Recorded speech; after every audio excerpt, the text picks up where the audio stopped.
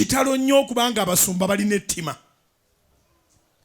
Bw'obuuza abantu b'ensi abatannaba kulokoka n'obawa lisiti ey'abasumba b'omuKampala basobola okukubulira nti ono mubbi, ono mulogo, ono wattima, ono wankwe, ono mussi, ono yeeraga, ono lisiti neggwayo nga buli omu bamutuumye ekintu. Kyeki kyaganya abantu okulokoka.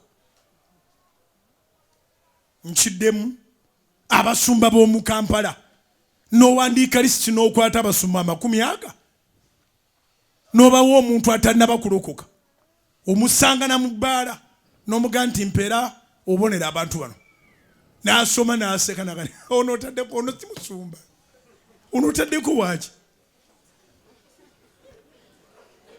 ng'ate bwino bamulina naga nti ono atunda enjaga ono atunda omwenge ono ali ebisiyaga ono mulyaza amaanyi ono mwenzi.